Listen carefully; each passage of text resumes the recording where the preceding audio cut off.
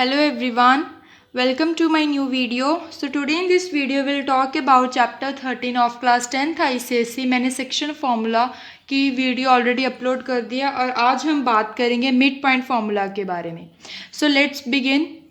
सो पहले mid point formula to find coordinates of mid point of the line segment joining the two fixed point. जैसे कि ए और B क्या है, हमारे फिक्स्ड पॉइंट है, और पी क्या है, हमारा मिड पॉइंट. पी है हमारा मिड पॉइंट. कोऑर्डिनेट्स फाइंड करना मिड पॉइंट के, उसे हम बोलेंगे मिड पॉइंट फार्मूला. ठीक है, मिड पॉइंट के कोऑर्डिनेट्स को फाइंड आउट करना. और उसके साथ जो फिक्स्ड पॉइंट है ए और बी हमारे क्या है, फिक्स्ड पॉइंट, और ए और बी का जो मिड पॉइंट है वो है पी, और पी का जो हम कोऑर्डिनेट्स को फाइंड करेंगे उसे हम बोलेंगे मिड पॉइंट. ठीक है. सो अब पहले है कि मिड पॉइंट फॉर्मूला क्या है.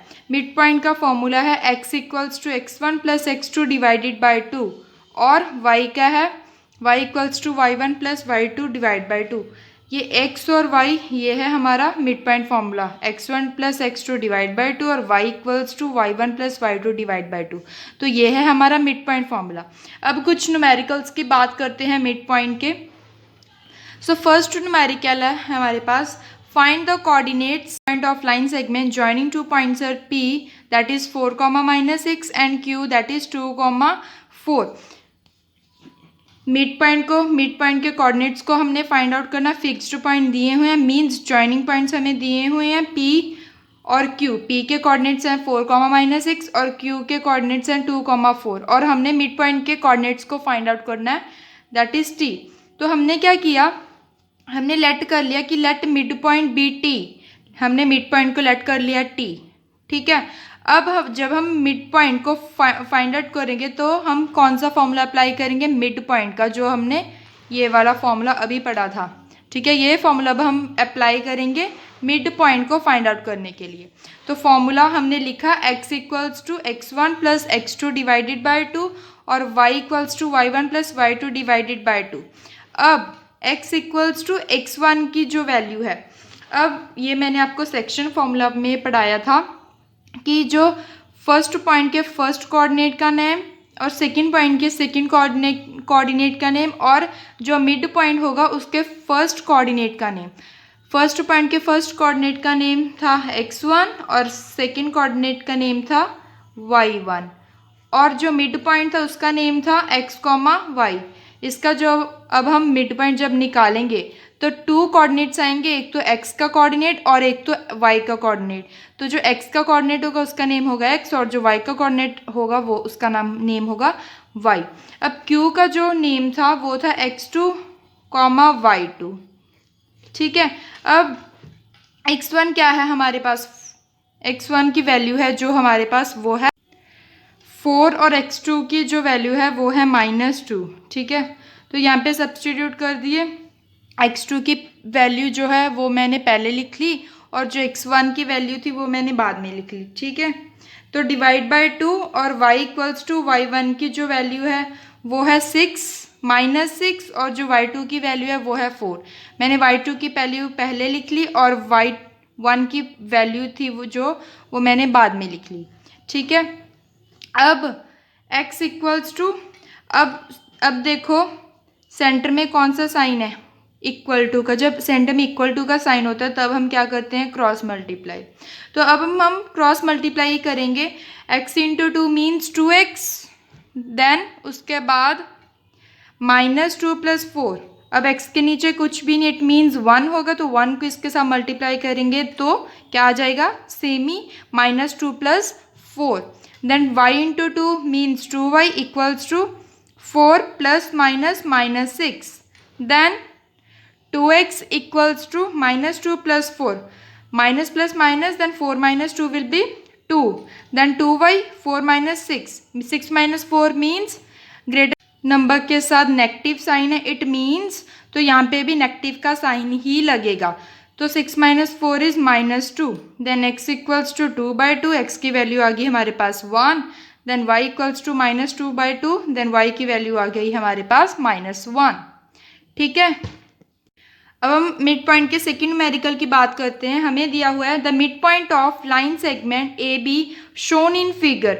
हमें ये एक फिगर दी हुई है. Mid point of line segment A B, mid point दिया हुआ हमें लाइन सेगमेंट का ए बी का, दैट इज -3,5। ये हमें दिया हुआ है, ये डायग्राम हमें दी हुई है, उसका ए बी का मिड पॉइंट दिया हुआ है हमें -3,5। ठीक है, ए बी का मिड पॉइंट है -3,5। अब इन्होंने बोला कि find the coordinates of A and B, A के कोऑर्डिनेट और बी के कोऑर्डिनेट को हमने फाइंड आउट करना है। तो कैसे करेंगे, हमें सिर्फ इस डायग्राम पे एक ही पॉइंट के कोऑर्डिनेट दिए हुए हैं, दैट इज -3,5। अब इन्होंने कहा कि फाइंड करो ए और बी के कोऑर्डिनेट को, तो हम कैसे करेंगे, ये देखो ए जो है, ए किस पे है, एक्स एक्सिस पे। देन ये मैंने आपको रिफ्लेक्शन चैप्टर की वीडियो मैंने अपलोड की हुई है, उसमें आपको पढ़ाया था कि एक्स एक्सिस के जो कोऑर्डिनेट्स होते हैं वो होते हैं x,0 और जो वाई एक्सिस के कोऑर्डिनेट्स होते हैं वो होते हैं 0,y, और जो ओरिजिन के कोऑर्डिनेट होते हैं वो होते हैं 0,0। ठीक है, बट इसमें हम बात करेंगे x और y कोऑर्डिनेट्स की ही। तो अब ये देखो x जो a है वो किस पे, कौन सी लाइन पे लाई करी है, x एक्सिस पे। इट मीन्स जो a के कोऑर्डिनेट्स होंगे वो क्या होंगे, x,0। See, point A lies on x-axis, then its coordinates will be x,0 because it lies on x-axis. Then point B lies on y-axis, then its coordinates will be 0,y. अब ये देखो, ये जो B है ये लाई किस पे करी है, y पे, then its के coordinates क्या होंगे, 0,y. अब हमें दिया हुआ है mid point of A be given, mid point दिया हुआ है हमें ए बी का, ये हमें स्टेटमेंट में ही दिया हुआ है मिड पॉइंट ए बी का, दैट इज -3,5। -3,5 ये हमें ए बी का मिड पॉइंट दिया हुआ है। ठीक है, अब क्या करना है, हमने फाइंड आउट करना है ए और बी के कोऑर्डिनेट्स को। अब देखो ए का जो कोऑर्डिनेट था वो था x,0, मीन्स ये जो x,0 है ये है, इसका नेम होगा x और 0 का नेम होगा y। ठीक है, कंफ्यूज मत हो जाना कि 2 to x क्यों है, ये तो हमारा x, ये जो ऊपर x लिखा है ये तो हमारा कोऑर्डिनेट है ए का, हमने लेट किया है। ठीक है, लेट भी नहीं किया है, ये x एक्सिस पे था तभी x का कोऑर्डिनेट आया, बट इसकी जो एक्चुअल वैल्यू होगी वो अब हम निकालेंगे। x,0 हमारा a का कोऑर्डिनेट है और इसका नेम है x, और जो 0 का नेम है y।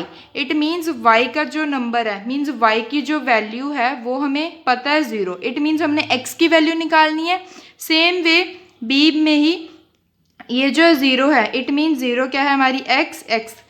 सेकेंड पॉइंट का जो फर्स्ट नेम होगा, सेकेंड पॉइंट ये है हमारा, ए क्या है हमारा फर्स्ट पॉइंट, बी क्या है हमारा सेकेंड पॉइंट। इसका जो बी का जो फर्स्ट कोऑर्डिनेट का नेम होगा वो होगा x, ये मैंने आपको सेक्शन फॉर्मूला में पढ़ाया था, और जो सेकेंड कोऑर्डिनेट होगा बी का वो होगा y।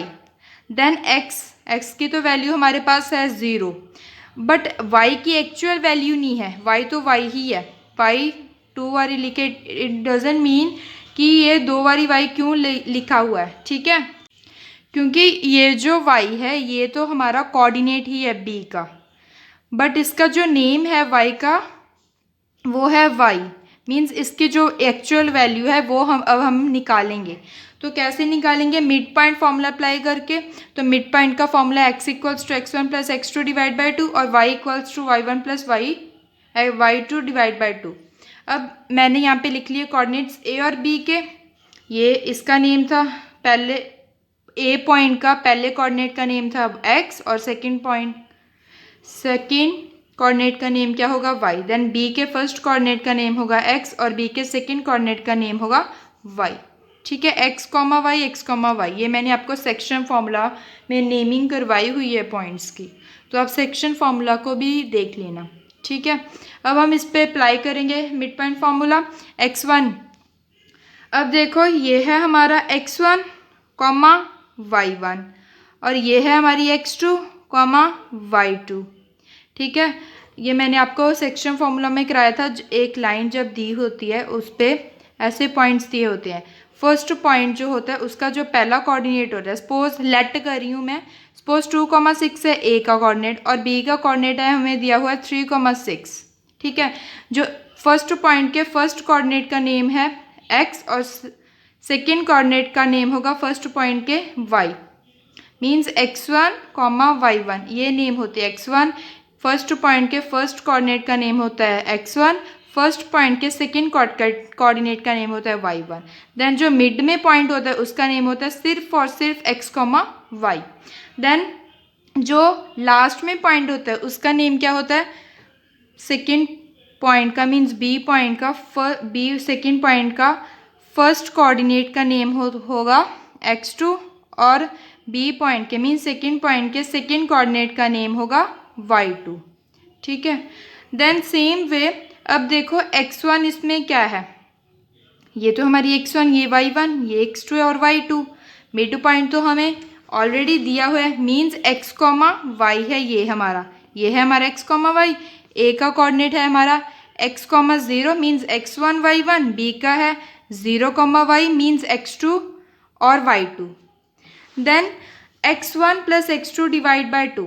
x1 अब हमारे पास x की तो वैल्यू है मीन्स जो मिड पॉइंट है ये है हमारा x, -3x की वैल्यू और y है हमारी 5 मीन्स y की वैल्यू है हमारे पास 5 और x की वैल्यू है हमारे पास -3। तो अब हम यहाँ पे सब्स्टिट्यूट कर दिया x और y की वैल्यू। x की वैल्यू थी हमारे पास -3, x1 कितना है हमारे पास, that is x only, x1 की वैल्यू है हमारे पास x ही, प्लस y1 की वैल्यू कितनी थी हमारे पास 0 डिवाइड बाई 2 और उसके बाद y। तो y की वैल्यू कितनी थी हमारे पास 5, ये हमें दी हुई है ना मिड पॉइंट। देन y की वैल्यू को हमने 5 लिखा इक्वल्स टू y1 की जो वैल्यू है, y1 की वैल्यू कितनी है 0, देन 0 प्लस y2 की जो वैल्यू है वो कितनी है y डिवाइडेड बाय 2। ठीक है। देन उसके बाद क्रॉस मल्टीप्लाई, अब सेंटर में इक्वल टू का साइन है, देन इट मीन्स कि अब हम क्रॉस मल्टीप्लाई करेंगे। -3 इंटू 2 मीन्स -6 इक्वल्स टू, अब 3 के नीचे कुछ नहीं, इट मीन्स 1। जब हम 1 को इसके साथ मल्टीप्लाई करेंगे तो यही आएगा, दैट इज़ x प्लस 0। और उस यहाँ पे भी क्रॉस मल्टीप्लाई, क्योंकि सेंटर में क्या है इक्वल टू का साइन, जब सेंटर में इक्वल टू का साइन होता है देन हम क्रॉस मल्टीप्लाई करते हैं। देन 5 2 ज़ा 10 इक्वल्स टू, 5 के नीचे कुछ नहीं, देन इट मीन्स 1। देन 1 को जब हम इसके साथ मल्टीप्लाई करेंगे तो इसकी वैल्यू कितनी आ जाएगी, 1 किसके साथ मल्टीप्लाई करेंगे तो 0 प्लस y ही रहेगा। ठीक है। Then -3 into 2 -6 equals to x plus 0, 5 2 ज़ा 10 इक्वल्स टू 0 प्लस y। अब 0, अब -6 इक्वल्स टू x। अब हमारे पास x की जो वैल्यू है वो आ गई हमारे पास -6। अब ये मत पूछना कि x की वैल्यू तो यहाँ पर भी x की वैल्यू थी और यहाँ पर y की वैल्यू थी, अब हमने फिर से x और y की वैल्यू निकाल दी, नहीं, क्योंकि अब ये हमने किसकी वैल्यूज़ निकाली है, ये हमने वैल्यू किस a और b की। ठीक है, a और b की हमने x y की वैल्यू निकाली है, बिकॉज जो a का कोऑर्डिनेट था वो था x, 0, 0 तो y की प्लेस पे है, बट x की जो वैल्यू है वो अब हम निकाल ली, दैट इज़ -6। और जो y का जो कोऑर्डिनेट्स थे वो थे हमारे पास 0, y। तो 0 तो हमारे पास मीन्स x की वैल्यू थी, y की जो वैल्यू थी वो हमने एक्चुअल में निकाल ली, दैट इज़ 10। तो coordinates of a and b are x, 0 थे, x की वैल्यू हमने निकाल ली -6, तो 0 तो हमारे पास नंबरिंग ऑलरेडी थी, मीन्स y की प्लेस पे y की वैल्यू तो ही थी। देन यहाँ पे b पे 0, y था, 0 की जगह 0, y की वैल्यू हमने निकाली, दैट इज़ 10। ठीक है, तो हमारे पास a और b के कोऑर्डिनेट्स की भी वैल्यू आ चुकी है। अब हम मिड पॉइंट के सेकंड पार्ट की बात करते हैं, that is centroid of a triangle. The point of intersection of its median and it divide each median in ratio 2:1। Triangle का जो मीडियन होता है उसका जो पॉइंट ऑफ इंटरसेक्शन होता है, ठीक है, पॉइंट ऑफ इंटरसेक्शन होता है जो, उसे हम बोलते हैं सेंट्रोइड पॉइंट। जैसे कि ये है ट्रायंगल और ये है ट्रायंगल का मीडियन और ये है हमारा इंटरसेक्शन पॉइंट, तो this is called centroid point. और ये मीडियन को डिवाइड करती है 2:1 में, 2:1 में ये मीडियन को डिवाइड करती है।